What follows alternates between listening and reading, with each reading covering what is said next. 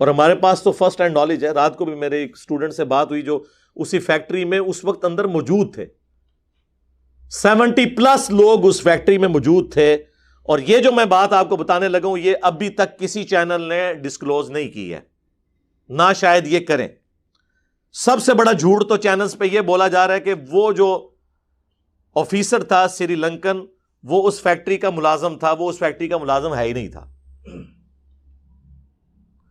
اس factory میں international level کی چیزیں کٹس وغیرہ تیار ہوتی تھیں, اور وہ باہر کی کمپنی, یہ نائکی مشہور کمپنی ہے, یہ ان سے کام کرواتے تھے. اور سپرویژن کے لیے انہوں نے اپنا امپلائی وہاں پہ رکھا ہوا تھا جو دیکھے کہ وہ کوالٹی کو انشور کرے کہ اچھی کوالٹی کی چیز نکلے اس فیکٹری میں سے. ظاہر پاکستانی آپ کو پتا ہے 2 نمبری میں تو مشہور ہے نا. تو وہ جو سری لنکن آفیسر جو پچھلے 7-8 سال سے وہاں پہ تھا وہ اس فیکٹری کے مالک سے تنخواہ نہیں لیتا تھا, بلکہ جس فیکٹری کے لیے وہ فیکٹری کام کرتی تھی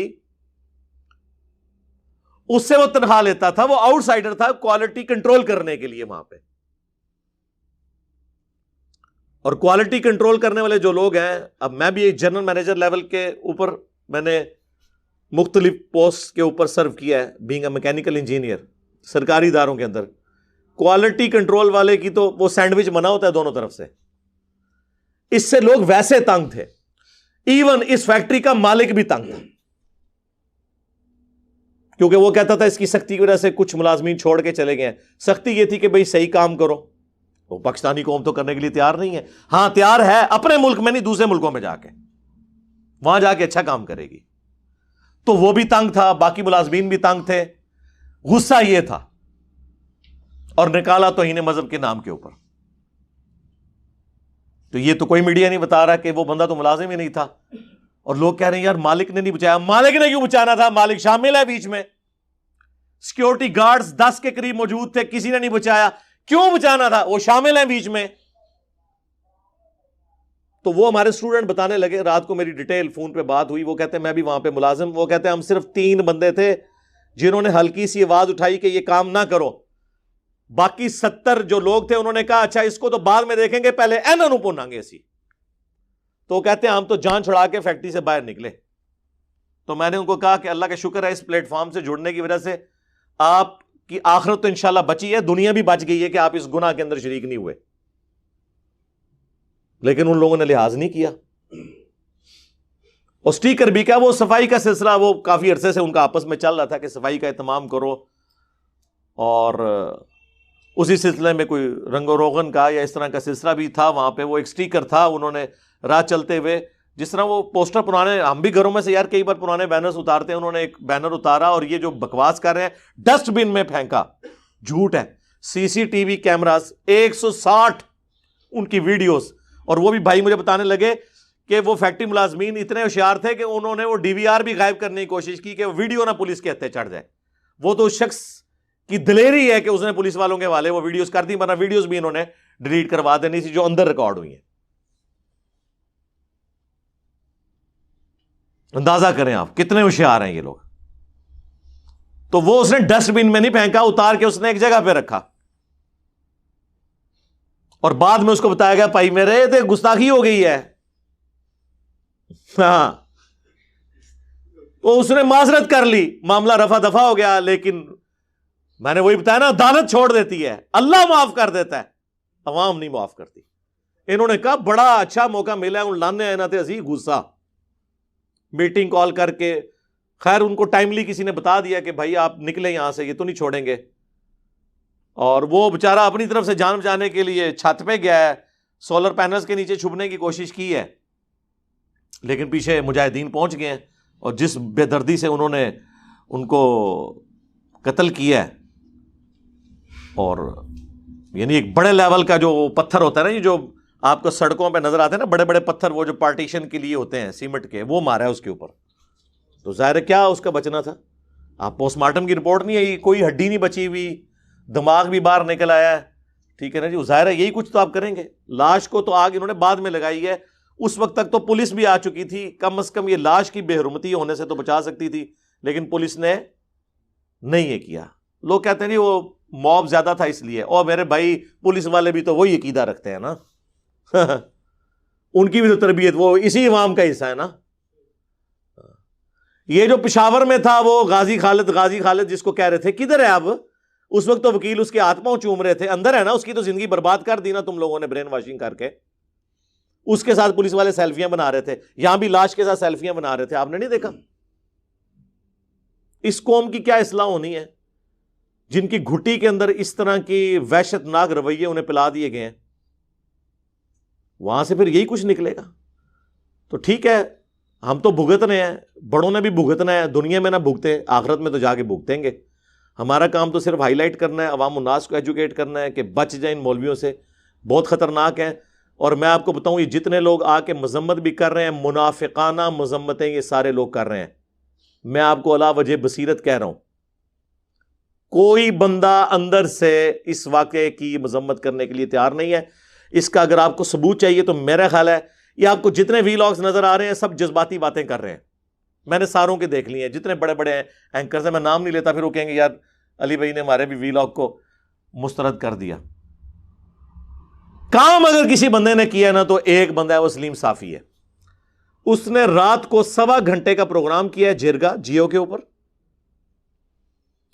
اور اس نے سارے بڑے بڑے مولویوں کو لیا ہے آن لائن کہ اور ایک طرح کے سوال سب سے پوچھے ہیں. وہ آپ کو اس قوم کی اور قوم کے مذہبی پیشواؤں کی ذہنیت کھول دیں گے. یہ کام اور کسی بندے نے نہیں کیا. ٹھیک ہے, کسی کو ویسے کوئی پرسنل اختلاف ہو سکتا ہے کسی سے, لیکن جس کی سچی بات ہے اس کو ماننا چاہیے. کس کس کا انہوں نے لیا ہے؟ سب سے پہلے مفتی منیب الرحمان صاحب بریلویوں کے, بریلویوں ہی کی طرف سے تحریک لبیک کے ایک رہنما کا, دیوبندیوں کے مفتی تقی عثمانی, مفتی اعظم پلانٹ ارتھ آف دیوبند, ہاں کیونکہ انڈیا والے بھی مانتے ہیں انہوں نے. لیکن ان مفتیوں کی گفتگو سنے تو آپ کو شرم آئے گی کہ یہ لوگ ہیں ہمارے بڑے بڑے مفتی. تو باقی شاہی کوئی نہیں, جو تو وڈیاں دی حالت ہے تو باقی انتے شاہی کوئی نہیں. اس کے بعد انہوں نے لیا سراج الحق صاحب کو, جماعت اسلامی کے امیر, اہل حدیث کی طرف سے جمعیت اہل حدیث کے امیر ساجد میر صاحب کو, اور ہمارے مشہور زمانہ طاہر اشرفی صاحب کو, اور اہل تشیع کی جانب سے امین شہیدی صاحب کو. میں نے بڑی دیانتداری کے ساتھ, بڑے صبر کے ساتھ وہ پورا پروگرام دیکھا ہے. آپ لوگ بھی دیکھیں, اس کے چھوٹے چھوٹے کلپس بھی ہیں. 4 دسمبر 2021 جرگا پروگرام جیو کے اوپر سلیم صافی کا ان علماء کے ساتھ اللہ چھوٹے چھوٹے کلپس بھی اپلوڈ کیے ہیں. صرف ایک بندہ ہے جس نے ریزنیبل گفتگو کی ہے, اور وہ تھے امین شہیدی صاحب. چونکہ وہ اس کے افیکٹ ہی ہیں نا اس پوری دہشت گردی کے. ظاہر ہے جی, لاکھوں کی تعداد میں تو شیعہ قتل ہوئے ہیں نا پچھلے 40 سالوں کے اندر. انہوں نے وہ ساری باتیں کی ہیں جو کرنی چاہیے تھی, باقی سب گول مول باتیں کر رہے ہیں. اور سلیم صافی صاحب نے پوری کوشش کی ہے کہ ان سے اگلوایا جائے. وہ بات ہی دوسری طرح شروع کرتے ہیں, یہ پاکستان کے خلاف سازش ہے, 295C کو ختم کرنے کی سازش ہے. چونکہ عدالتیں انصاف نہیں دیتی ہیں, پھر لوگوں نے عوام نے ہی قانون ہاتھ میں لینا ہے نا, وہ الٹا اس کو جسٹیفائی کر رہے ہیں ایک طریقے سے, ڈائریکٹ تو نہیں کر رہے. اچھا ایک بات میں اس میں ضرور کر دوں جو ایک جرت والی بات ہے. پاکستان میں جو یہ توہین رسالت کا, یا بعد میں بزرگوں کا بھی آگے سے 295C ہے, A ہے, B ہے, یہ جو قوانین ہے نا جی, ان میں ایک شک ضرور ایڈ ہونی چاہیے. ہمارے علماء کا کام ہے, ہمارے پولیٹیشینز کا, ریاستی اداروں کے ہیڈز کا, میں ان کو مشورہ دوں گا کہ اس میں شک شامل کریں کہ اگر کوئی شخص دانستہ یا غیر دانستہ گستاخی کر بیٹھے, دانستہ تو کوئی نہیں, سوچ بھی نہیں سکتا, غیر مسلم بھی کوئی سوچے گا اس ملک کے اندر, مسلمان تو چھوڑ دیں آپ, تو اس میں ایک شک ایڈ کریں کہ اگر وہ معافی مانگتا ہے جوڈیشری میں پیش ہونے سے تو اسے معاف کر دیا جائے. یہ لادہ بات ہے, عوام نہیں معاف کرے گی, لیکن معافی کی شک 295C میں ایڈ کرنا ضروری ہے, ادروائز مصیبت کھڑی ہو جائے گی. میں آپ کو یہ بتا رہا ہوں کہ یہ اس کا کوئی اینڈ نہیں ہوگا. میں 295C کے خلاف نہیں ہوں, لیکن جو کچھ وہ ہے اس کے حق میں بھی اس طرح نہیں ہوں جب تک کہ اس کے اندر یہ معافی کی شک شامل نہیں کی جاتی. سورۃ الفرقان کی آیت نمبر 70 میں اللہ تعالیٰ نے فرمایا اگر کوئی شرک سے بھی توبہ کر لے ہم اس کے گناہوں کو نیکیوں سے بدل دیں گے. تو سر شرک تو اللہ کو گالی دینا ہے, سورہ مریم میں نہیں آیا کہ جو اللہ کے لیے بیٹا تجویز کرتا ہے قریب آسمان پھٹ پڑے, زمین شک ہو جائے, پہاڑ ریزہ ریزہ ہو جائے, ان دعوا للرحمن ولدا, کہ انہوں نے رحمان کے لیے بیٹا تجویز کیا. تو جب اللہ کو گالی دینے سے دنیا میں اگر مرنے سے پہلے توبہ کر لیں تو معافی ہو جاتی ہے, تو اگر کسی اور ہستی کی کوئی توہین کر لیتا ہے, گالی لیول تک تو کوئی جائے گا نہیں, جو آپ کے زوم میں ہے, جو آپ ایک دوسرے کو بھی گستاخ سمجھتے ہیں, تو اس میں معافی پیش کی جائے. یہ کرنے کا کام ہے, نہ کہ یہ کہ فتوے لگا کے اس کے پیچھے پڑ دیں اور اس کی زندگی جو ہے وہ اجیرن بنا دی جائے, اس کی نسلوں کی زندگی اجیرن بنا دی جائے. تو یہ سوچنے کی ہمیں ضرورت ہے. بس میں تو اس چیز کو ہائی لائٹ ہی کر سکتا تھا. میں پرائم منسٹر صاحب سے ریکویسٹ کروں گا, آرمی چیف سے, اور ہمارے چیف جسٹس صاحب جو از خود نوٹس لینے والے ادارے میں اس وقت سب سے بڑی پوسٹ کے اوپر ہیں, میں ان سے کہوں گا کہ آپ لوگ ان سارے مولویوں کو گن پوائنٹ پہ کرنا پڑتا ہے, گن پوائنٹ پہ کریں, اخلاق سے مانتے ہیں, اخلاق سے منوائیں, ان کو لا کے ٹی وی پہ بٹھائیں. ان کے بڑوں کو, یہ چھوٹے چھوٹی جو شرلیاں ہیں نا, ان کی نہیں میں بات کر رہا, یہ جو سارے بڑے جو میں کہہ رہا ہوں نا, ان کو بٹھائیں, یہ خود بول کے کہیں. کیا بولیں, میں سٹیٹمنٹ میں لکھ کے دوں گا. یہ بنو امیہ کی چالیں جہاں پہ ختم ہوتی ہیں وہاں سے ہماری عقل سٹارٹ ہوتی ہے. یہ آپ لوگوں کو تو چار لیں گے, آپ کو تو لگے انہوں نے مذمت کی ہے, لیکن مذمت نہیں کی ہوگی. وہ بات کو اس طرح ٹویسٹ کریں گے کہ آپ کو سمجھ نہیں آئے گی کہ کیا کر رہے ہیں. وہ سٹیٹمنٹ میں لکھ کے دوں گا. ان سے یہ کہیں کہ یہ جو کچھ ہوا ہے, جن لوگوں نے کیا ہے, یہ قتل کیا, ان کو اس کے بدلے میں سر عام قتل کیا جائے. پلس آج تک جتنے لوگوں نے کسی گستاخ کو, جینون گستاخ کو بھی ماورائے عدالت ایکسٹرا جوڈیشل مرڈر کیا ہے, چونکہ اسلام کے روح سے ایکسٹرا جوڈیشل مرڈر کرنا, ماورائے عدالت قتل کرنا حرام ہے, لہذا ان سارے لوگوں کو قتل کیا جائے اور ان لوگوں کی پھانسیاں جسٹیفائی ہوں. ہاں جی کرن گے, وہ ایتے غائبانہ نماز جنازہ پڑھ دے جے انہاں لوگاں دے, اپنے جنازے تسی پڑھ رہے ہو کیونکہ آپ سارے ایک دوسرے کو کافر سمجھتے ہیں. کیا بریلوی اہل حدیثوں کو گستاخ رسول نہیں سمجھتے؟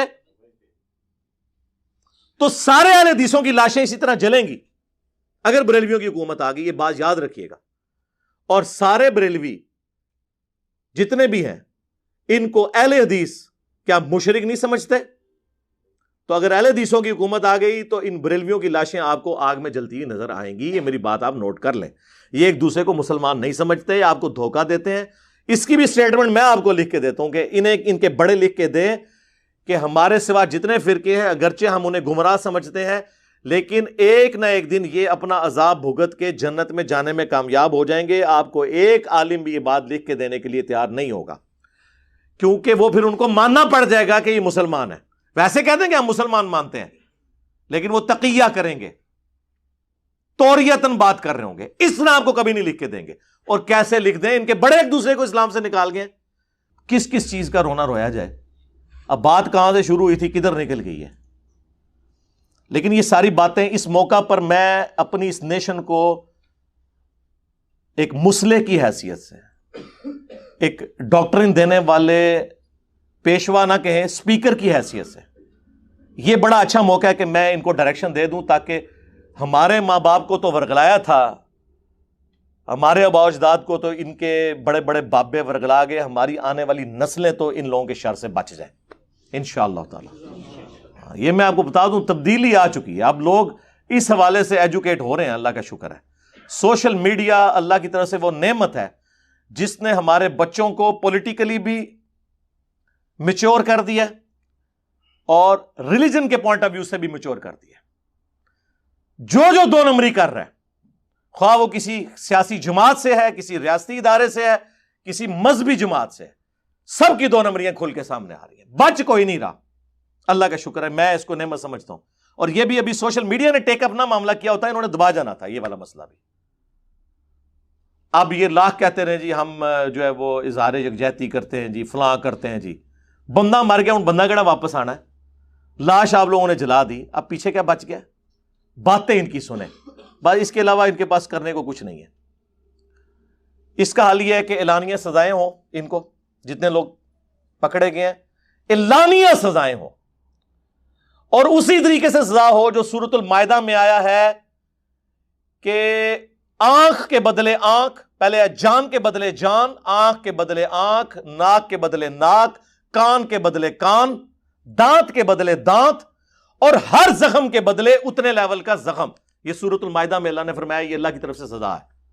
جس طریقے سے اسے قتل کیا ہے نا، اسی طریقے سے یہ 100 بندہ کیا 1000 بھی وہ قتل ہوں گے. اور سورۃ النور میں آیا کہ جب اس طرح کی سزائیں دی جائیں تو مسلمانوں کا گروہ اسے ویٹ کرے تاکہ باقیوں کے لیے ڈیٹرنس ہو، عبرت ہو. اعلانیہ یہ سزائیں ہونی چاہیے، یہ کوئی ظالمانہ سزا نہیں ہے. یہ تو آپ کے کسی بچے، بھائی یا والد کے ساتھ یہ ہوا ہوتا تو پھر میں آپ سے پوچھتا، پھر پتا چلتا ہے. دوسروں کے لیے تو کہنا بڑا آسان ہے. اور اسلام اس حوالے سے اتنا سینسٹیو ہے، اتنا سینسٹیو ہے کہ سورۃ المائدہ میں اللہ تعالیٰ نے فرمایا جس نے ایک جان کو قتل کیا گویا اس نے پوری انسانیت کو قتل کر دیا. انسان کی بات ہوئی ہے، مسلمان کی نہیں ہوئی. یعنی پاکستان نے سری لنکا پورے کو قتل کر دیا، آپ سمجھ لیں اس واقعے کے بعد، چاہے وہ ایک پاکستانی نے کیا. اور پھر ساتھ ہے جس نے ایک انسان کی جان بچائی گویا اس نے پوری انسانیت کی جان بچا لی.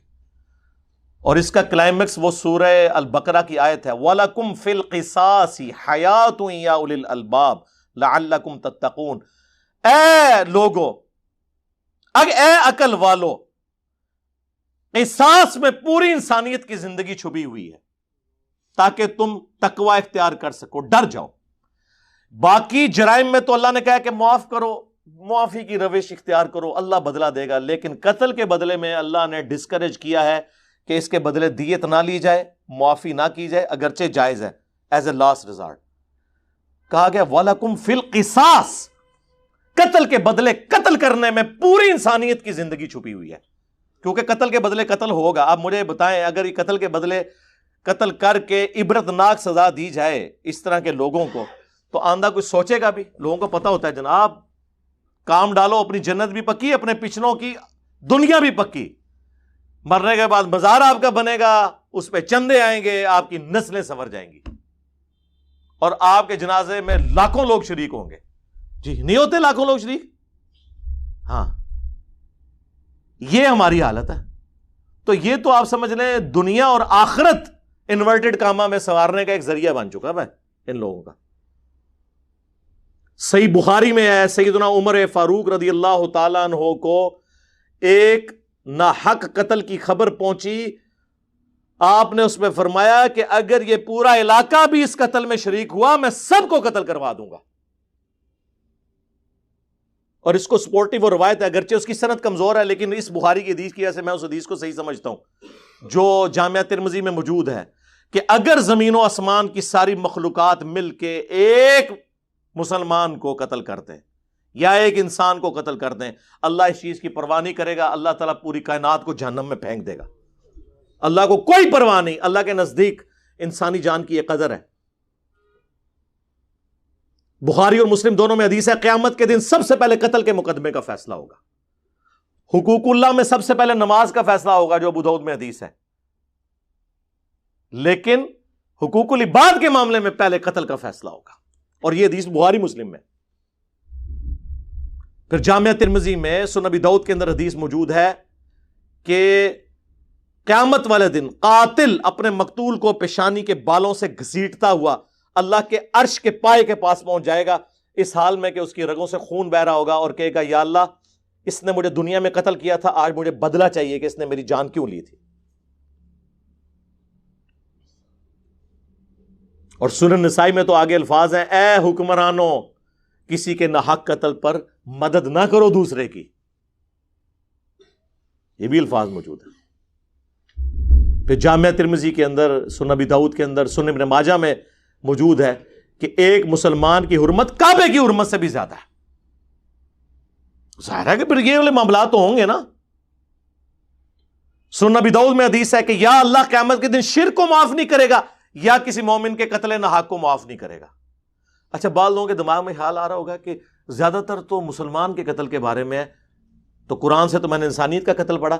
لے لیں آپ یہ بھی پھکی پھر لے لیں, صحیح بخاری میں حدیث ہے, جس نے ایک ذمی کافر کو قتل کیا جو ٹیکس پیئر تھا, یعنی وہ جزیہ دے کر یا اس کے ساتھ معاہدہ تھا, وہ رہ رہا تھا مسلمان ریاست میں اور ہے کافر تھا, جس نے اسے قتل کیا, بخاری کے الفاظ ہیں کہ قیامت والے دن وہ جنت کی خوشبو بھی نہیں پائے گا, حالانکہ جنت کی خوشبو 40 سال کی مسافت سے آ رہی ہوگی, کیونکہ قیامت کا دن قرآن میں ہے نا 50,000 سال کا دن ہے. تو وہ 50,000 سال میں سے جب 40 سال رہ جائیں گے نا تو جنت کی خوشبو آنا شروع ہو جائے گی جنہوں نے جنت میں جانا ہوگا. لیکن اس مسلمان کو جس نے ناحق ایک کافر کو قتل کیا ہوا, اسے خوشبو بھی نہیں آئے گی, یعنی مراد کیا, اس پہ جنت حرام. لہذا یہ کان کھول کے سن لیں, اور یہ وہ ساری آیتیں اور حدیثیں ہیں جو ہمارے میڈیا پہ چلنی چاہیے.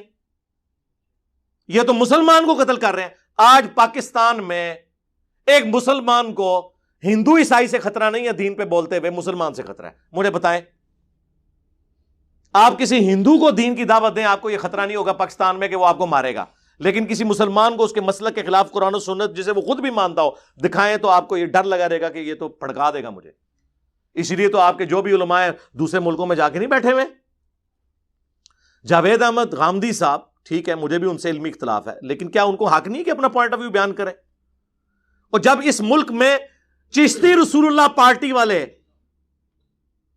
اوپنلی تبلیغ کر رہے ہیں اور اپنے اس بابے کا رد کرنے کے لیے تیار نہیں ہے, اشرف علی تھانوی رسول اللہ پارٹی والے اوپنلی تبلیغیں کر رہے ہیں اور ان کا رد کرنے والا کوئی تیار نہیں, تو غامدی رسول اللہ تو نہیں اس نے پڑھوایا ہوا, ان کو نہیں حق کہ اپنا پوائنٹ آف ویو رکھیں. تو دیکھ لیں بےچارے پہلے ملیشیا تھے, اب امریکہ میں. یہ حالت ہے, یہاں سے لوگوں کو ملک چھوڑ کے جانا پڑ جاتا ہے. یہاں تو مسلمانوں کی جان محفوظ نہیں ہے, غیر مسلموں کو تو آپ چھوڑ دیں. اچھا, اکثر آپ کو یہ بھی کہتے ہوئے ہمارے مسلمان بھائی نظر آئیں گے, اسلام بڑا اچھا دین ہے, مسلمان برے ہیں. وہ ایک کہانی کہانی بند کرو, ایک دھوکے دینے بند کرو, خدا دا نہ جائے. کوئی بھی درخت اپنے پھل سے پہچانا جاتا ہے.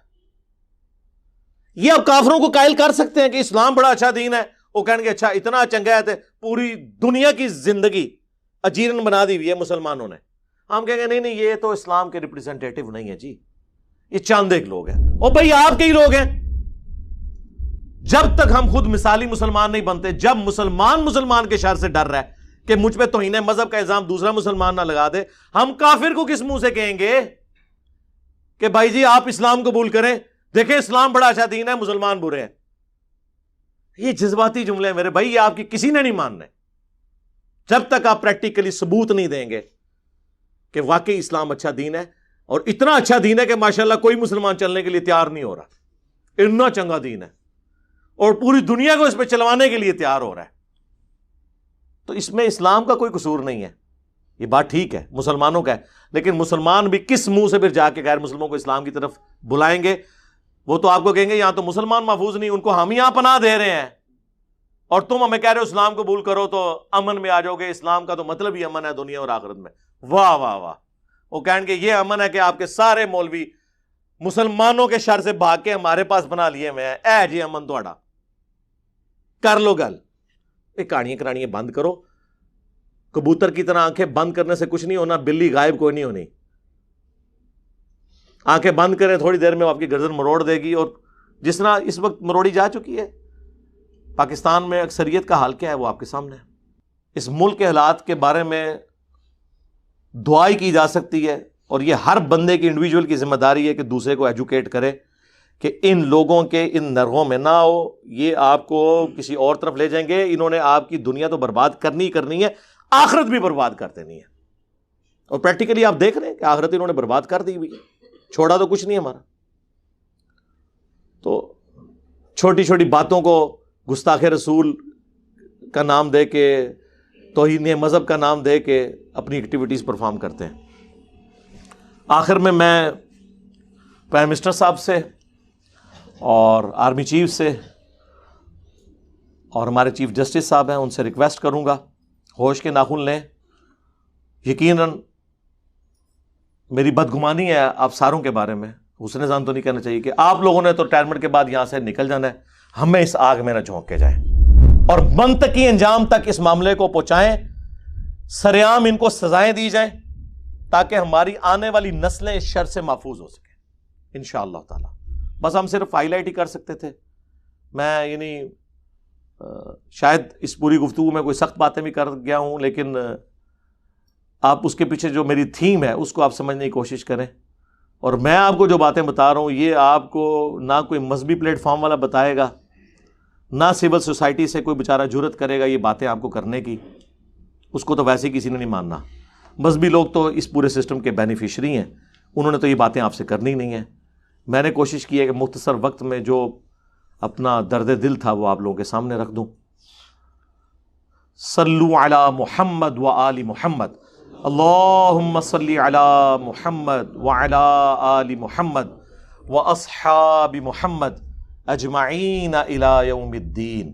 آمین.